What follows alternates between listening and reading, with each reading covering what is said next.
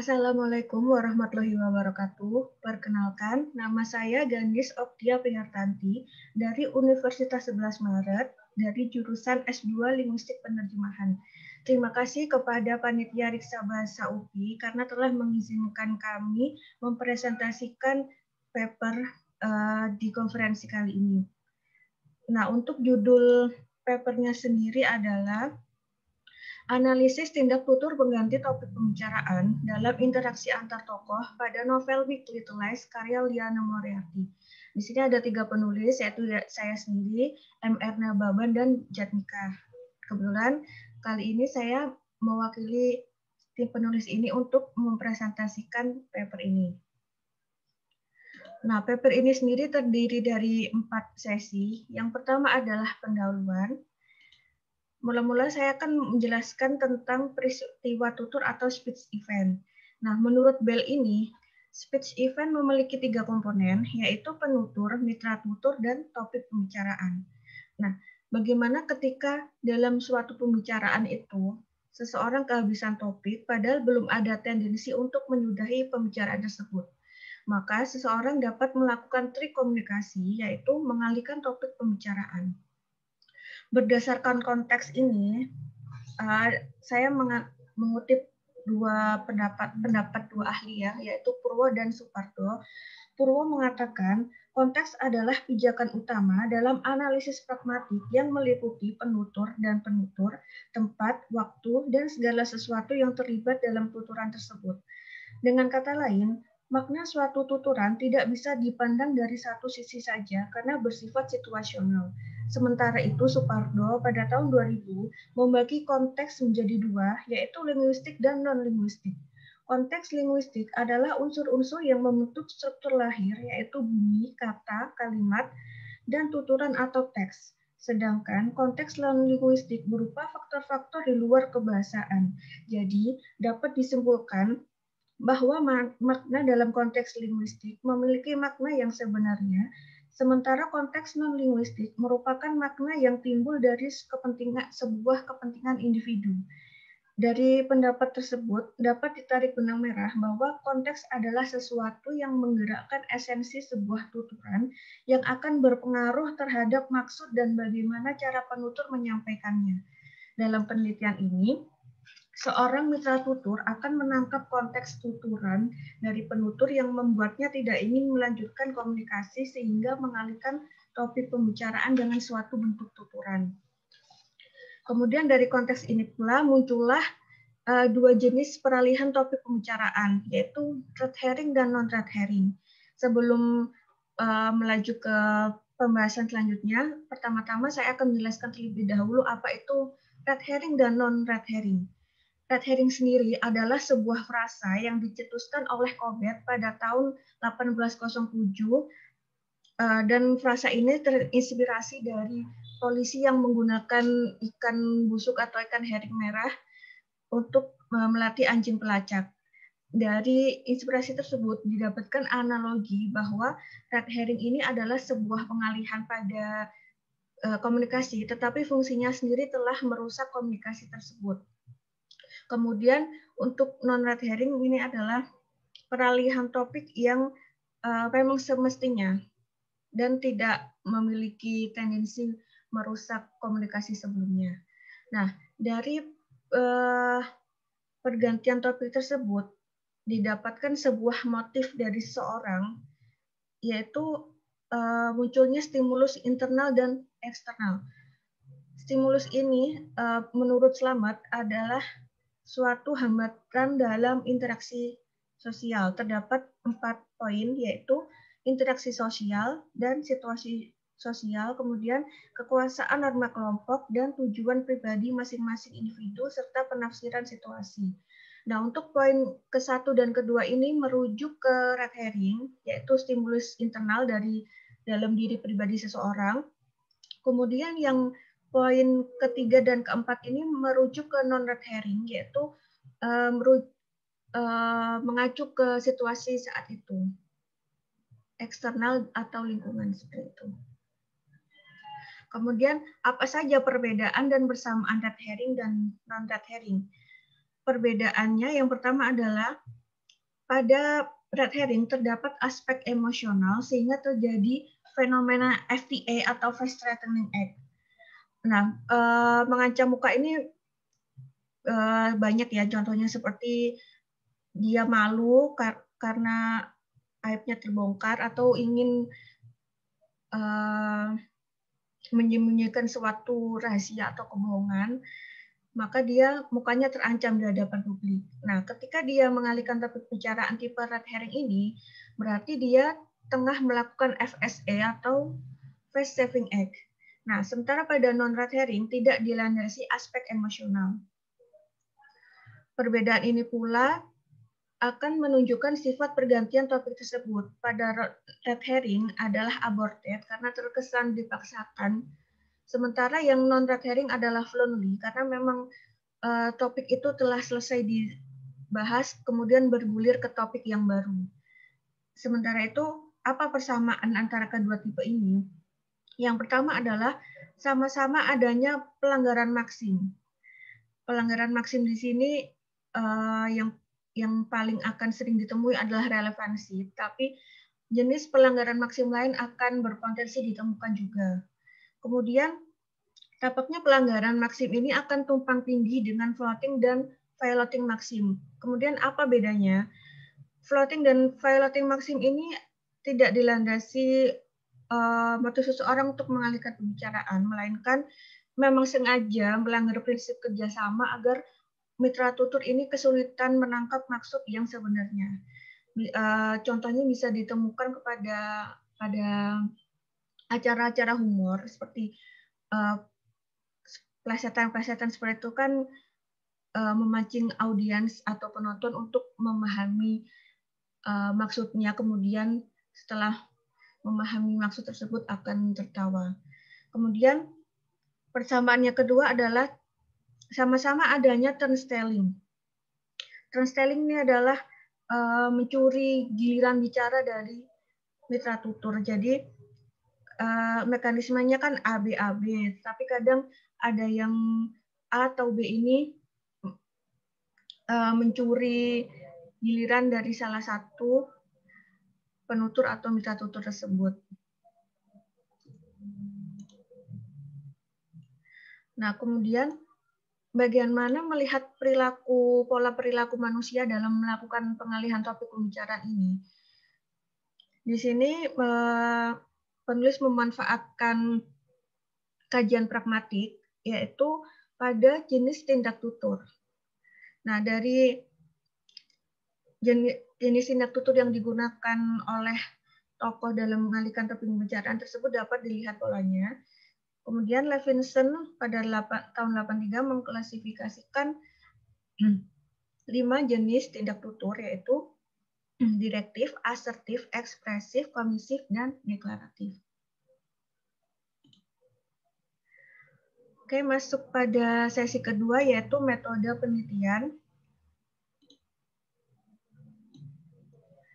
Desain penelitian ini menggunakan deskriptif kualitatif karena data dan cara penyampaiannya bersifat deskriptif.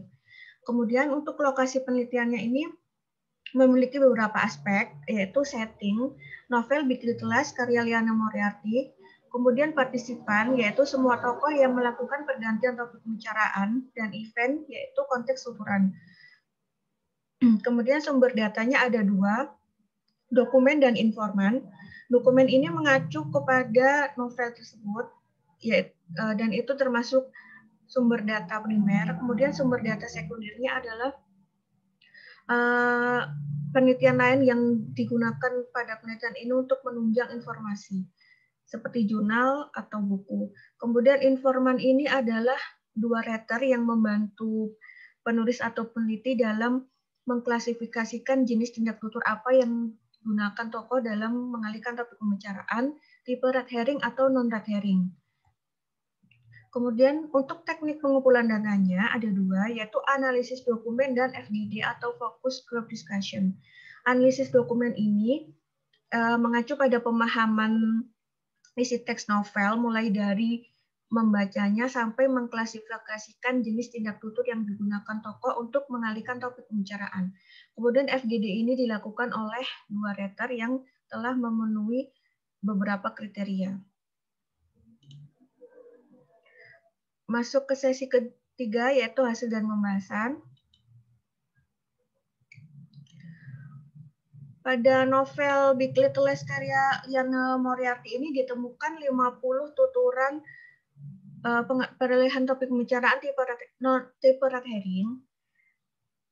Jenis tindak tutur pertama yang paling banyak ditemukan adalah direktif, sebanyak 23 dengan sub-advising, asking, requesting, commanding, dan instructing. Kemudian untuk jenis tindak tutur asertif ditemukan sebanyak 19 dengan sub-saying, informing, stating, dan introducing.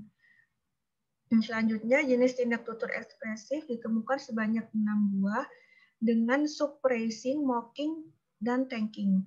Dan yang terakhir adalah komisif, ditemukan sebanyak 2 data dengan sub-offering dan promising. Sementara itu untuk non-red herring lebih banyak ya datanya, ditemukan 100. Polanya pun masih sama seperti red herring. Yang pertama paling banyak ditemukan direktif sebanyak 50 dengan sub asking, confirming, advising, inviting, requesting, dan instructing. Sementara itu untuk asertif sebanyak 37 data dengan sub introducing, telling, informing, dan saying.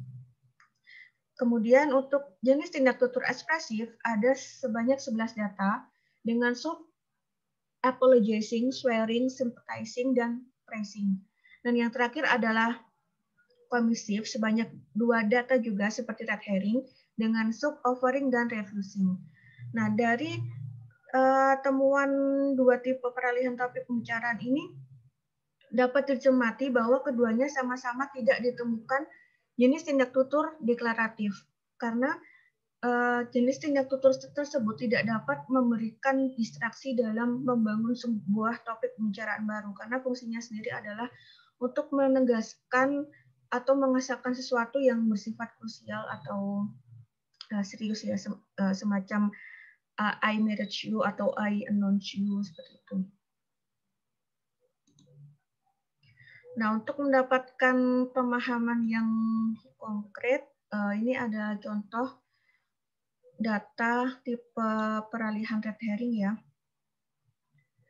Ini contohnya saya ambil masing-masing satu dari subnya yang paling banyak.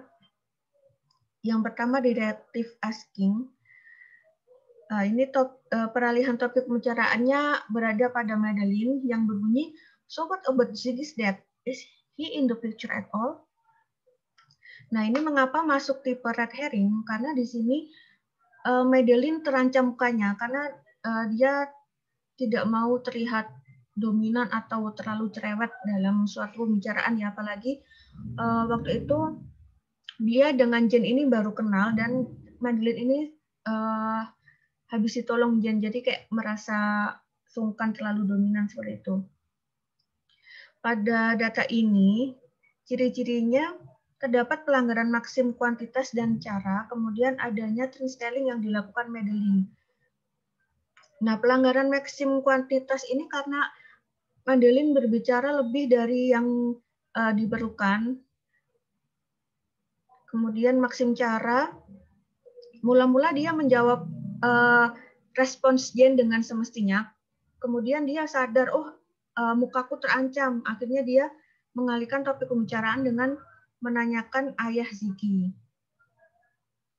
Kemudian truth-telling, ini tampak ya. Jane, Madeline, seharusnya Jane, tetapi Madeline mencuri giliran bicara Jane untuk menyelamatkan dirinya sendiri.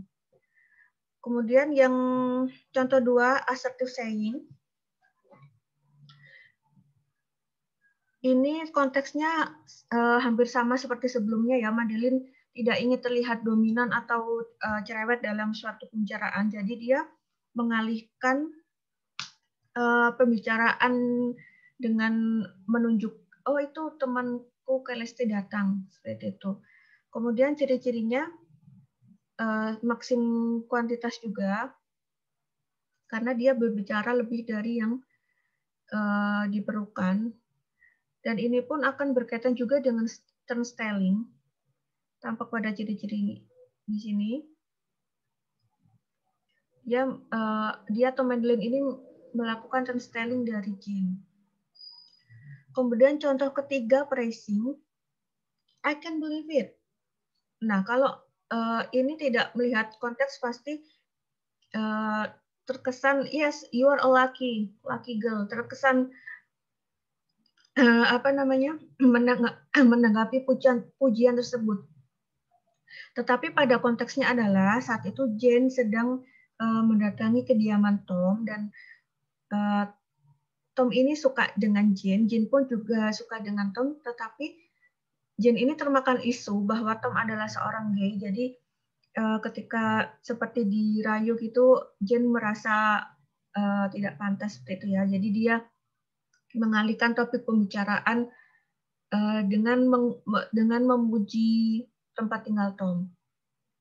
Sementara itu ciri-cirinya adalah pelanggaran maksim relevansi. Kenapa? Karena Tom ini kan memuji Jane. Seharusnya kalau ketika seorang dipuji akan mengucapkan terima kasih, tetapi Jane malah balik memuji, tetapi bukan memuji Tom, melainkan tempat tinggal Tom. Jadi ada pelanggaran maksim relevansi di situ. Sementara untuk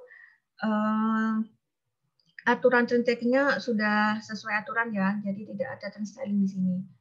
Kemudian untuk contoh berikutnya, commissive offering. Ini konteksnya adalah ketika masih pagi, Madeline sudah marah-marah ke suaminya bernama Ed ini, dan Ed ini tidak suka, sehingga dia mengalihkan topik pembicaraan dengan menawarkan sesuatu ke Madeline. Nah, kebetulan waktu itu kan masih pagi ya, dan menawarkan kopi adalah hal yang sangat lumrah. Jadi ketika kita mengalihkan pembicaraan dengan cara menawarkan sesuatu yang sesuai konteks, pasti akan memberikan dampak yang signifikan. Kemudian ciri-cirinya adalah pelanggaran maksim relevansi karena Ed ini tidak memvalidasi perasaan Madeline yang sebelumnya mengoceh tadi. Dia tidak memvalidasi, tetapi justru menawarinya kopi. Sementara itu untuk turn taking-nya berjalan sebagaimana mestinya, sehingga tidak terjadi turn styling di sini.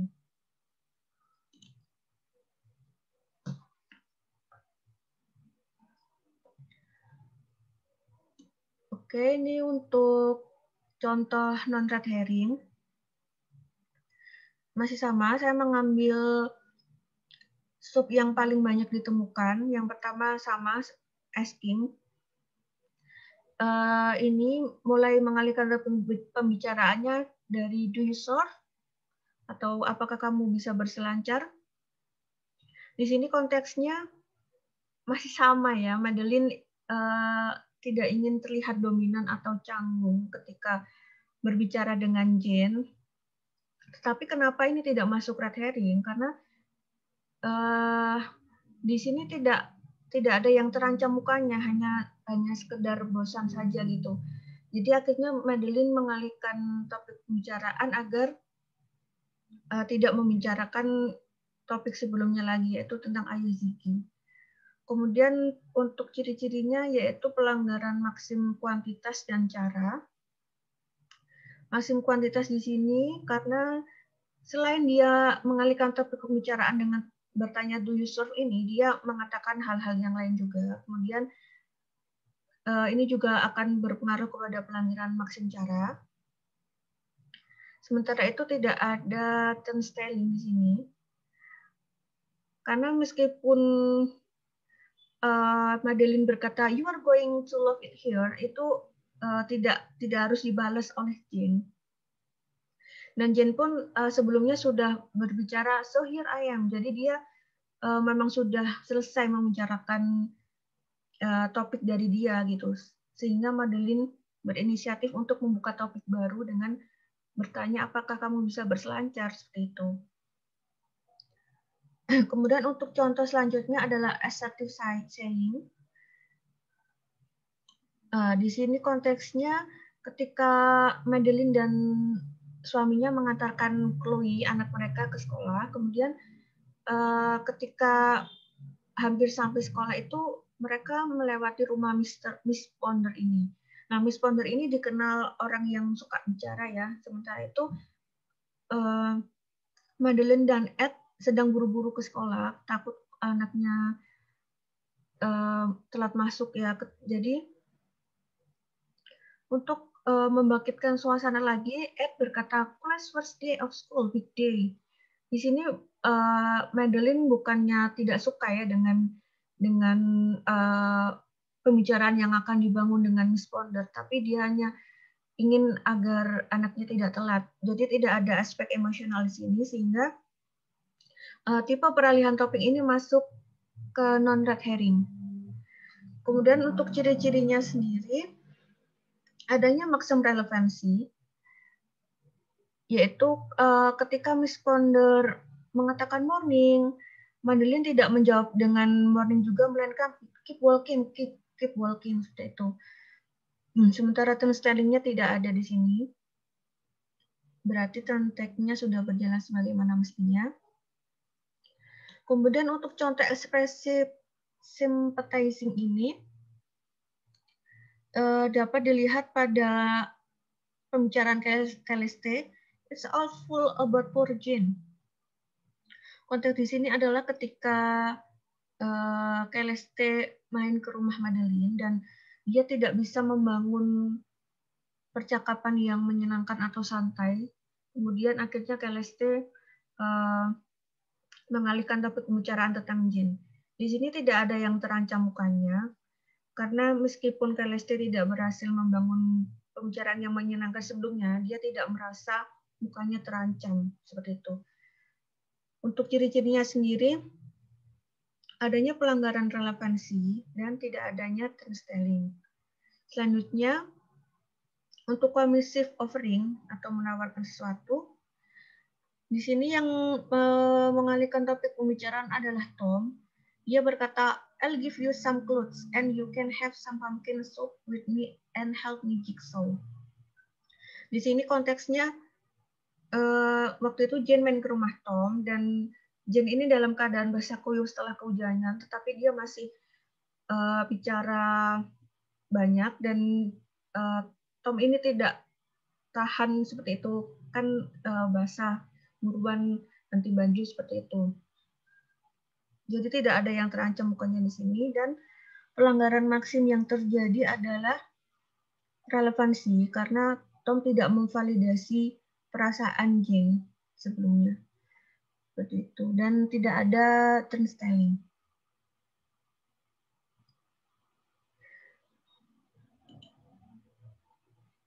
Nah, dari pemaparan contoh tadi bisa dicermati bahwa terdapat lebih dari satu pelanggaran maksim, entah itu kualitas dengan cara atau relevansi dengan cara, seperti itu. Nah, kebetulan di contoh tidak ada pelanggaran maksim kualitas ya, tetapi saya akan memaparkan pelanggaran maksim kualitas ini terjadi ketika seorang mengalihkan topik pembicaraan dengan cara berbohong. Nah, bagaimana tahu? Kita harus benar-benar memperhatikan konteks seperti itu.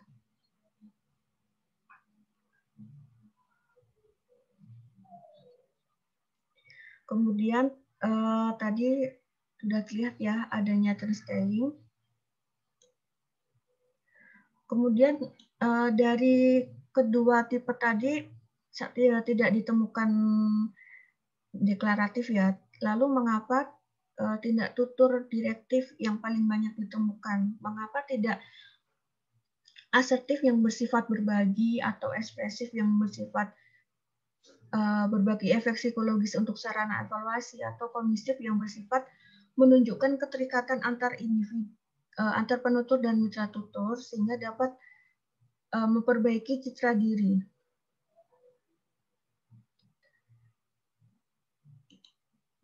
Nah, di satu sisi harus dipersempit lagi ya, mengapa Jenis tindak tutur sub-asking yang paling banyak ditemukan. Untuk menjawab hal ini, diperlukan pemaparan dari aspek psikologi komunikasi, sebab bidang ilmu ini dapat menguraikan, meramalkan, dan mengendalikan peristiwa mental dan behavioral dalam komunikasi. Namun sebelum itu, definisi psikologi komunikasi harus dipaparkan terlebih dahulu agar dapat memberikan gambaran yang lebih konkret. Menurut Rahmat, 2013, psikologi komunikasi adalah ilmu yang mempelajari komunikasi dari aspek psikologi. Dengan kata lain, komunikasi bukanlah subdisiplin dari psikologi. Nah, untuk menjawab fenomena tersebut, mula-mula dipaparkan terlebih dahulu, terdapat dua teori yang mempengaruhi perkembangan psikologi komunikasi, yaitu grand theory atau teori besar yang memiliki cakupan luas, dan middle grade theory atau teori yang didasarkan pada fakta sosial dan tercipta dari studi empiris. Untuk fenomena pengalihan topik pembicaraan ini, cakupannya berada pada grand theory, dan daftar teori yang relevan adalah teori McDougall dan teori tongkat adaptasi. Teori McDougall memaparkan tentang insting manusia yang dipengaruhi oleh situasi tertentu, sementara teori tongkat adaptasi menekankan bagaimana sebuah pengalaman dapat mempengaruhi seseorang dalam memberikan respons. Nah, korelasinya dengan pengalihan topik pembicaraan ini, untuk teori McDougall ini adalah insting manusia, berarti manusia memiliki insting untuk mengalihkan topik pembicaraan tipe red herring atau non-red herring. Dan insting ini untuk red herring adalah ketika merasa mukanya terancam, meskipun tidak ada validasi diri bahwa mukanya terancam, melainkan motifnya hanya sekadar untuk membangun komunikasi kembali agar lebih menyenangkan dengan meta tutur seperti itu. Kemudian untuk teori tongkat adaptasi adalah pengalaman yang mempengaruhi seseorang dalam memberikan respons. Nah, ini maksudnya adalah misalkan ketika seseorang memiliki suatu trauma dan trauma itu terbuka kembali pada suatu pembicaraan, maka mukanya terancam, tipe red herring ya, jadi dia ingin mengalihkan topik pembicaraan tersebut. Sementara ketika suatu pengalaman itu menyenangkan, dia akan membaginya dan pengalihan tersebut masuk ke dalam tipe non-red herring. Misalkan pertamanya membicarakan tentang Jakarta, terus kemudian dia mengalihkan topik pembicaraan tentang Jakarta juga, tetapi menceritakan tentang pengalamannya ketika berlibur di sana. Nah, itu kan hal yang menyenangkan. Jadi masuk ke dalam tipe peralihan non-red herring seperti itu.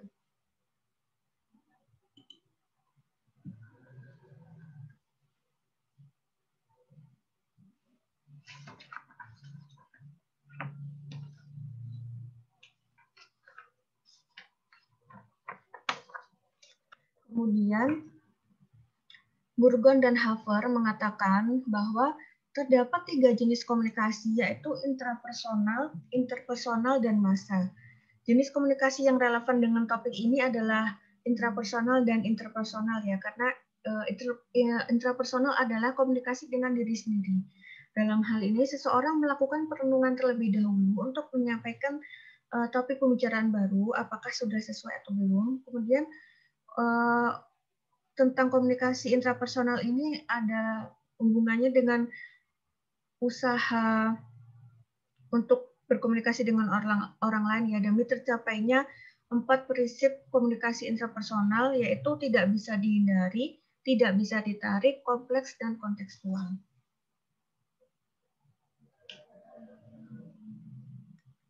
Nah, ketika seseorang melakukan komunikasi interpersonal ini atau dengan orang lain, tercetuslah sebuah persepsi.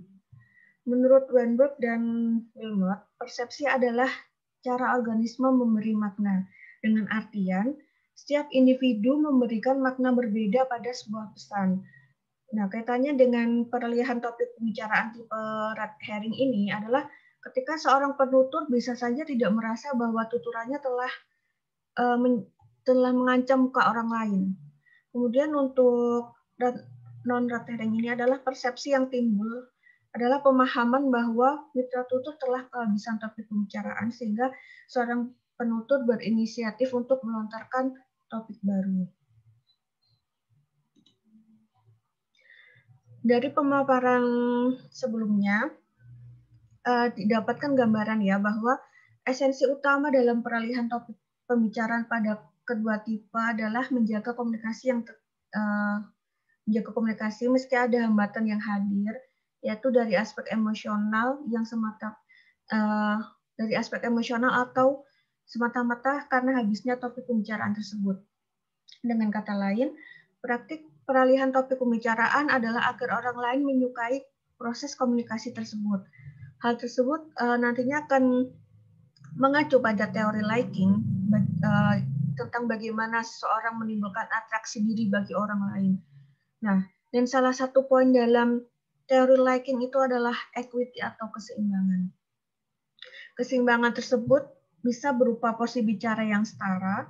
Nah, untuk merealisasikannya sendiri adalah melontarkan pertanyaan pada orang lain, dan itu merupakan cara yang termudah sekaligus dapat mengesankan seseorang dalam pembicaraan bahwa dirinya tidak dominan, seperti itu. Selain itu, seseorang cenderung menyukai jawaban dari apa yang telah mereka katakan, sebab ada indikasi bahwa orang lain menerima sudut pandangnya. Agaknya fenomena ini pun berkaitan dengan salah satu trik psikologi komunikasi terkenal, yaitu analogi Sweet Jepang. Analogi ini terrealisasikan ketika pertanyaan yang dilontarkan tidak ubahnya seperti selembar kertas, lalu orang lain akan menanggapinya dengan gunting. Dengan artian, umpan pertanyaan yang diberikan disambut untuk dieksekusi. Masuk ke sesi terakhir, yaitu simpulan. Dari pemaparan tadi didapatkan 4 poin kesimpulan ya. Yang pertama adalah perbedaan persebaran kedua tipe peralihan topik pembicaraan. Dari jumlah datanya sendiri tadi dapat dilihat ya bahwa red herring terdapat 50 dan non-red herring adalah 100. Dalam cerita sendiri terdapat 3 struktur ya, yaitu orientasi, komplikasi, dan resolusi. Karena red herring ini berkaitan dengan aspek emosional, maka persebarannya cenderung pada struktur komplikasi, di mana konflik-konflik tersebut disajikan dalam cerita tersebut. Sementara itu untuk non-red herring, karena fungsinya sendiri lebih netral, yaitu untuk menjaga komunikasi tetap berjalan, maka persebarannya lebih luas sehingga jumlah datanya pun lebih banyak. Kemudian untuk yang poin kedua adalah pola jenis tindak tutur kedua tipe peralihan topik pembicaraan. Tadi sama ya, yaitu direktif, asertif, ekspresif, dan komisif, serta tidak ditemukan deklaratif. Kemudian untuk ciri-cirinya sendiri yaitu adanya pelanggaran maksim dan aturan turn taking yang tidak semestinya atau terjadi turn stealing. Kemudian poin yang keempat adalah mengapa subdirective asking paling banyak ditemukan pada kedua tipe, yaitu berhubungan dengan equity atau keseimbangan.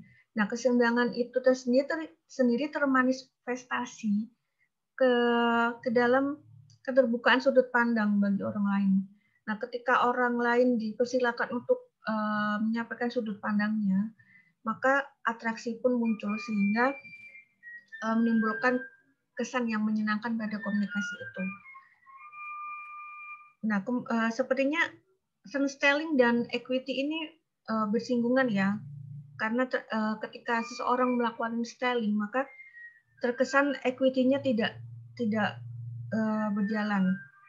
Tetapi meskipun adanya turn-stealing, sebenarnya motifnya pun untuk membangkitkan atraksi bagi orang lain.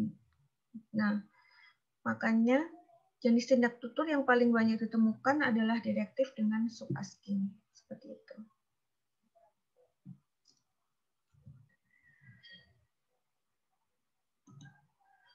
Oke, Oke, sekian dari saya.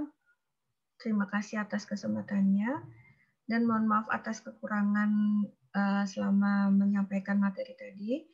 Wassalamualaikum warahmatullahi wabarakatuh.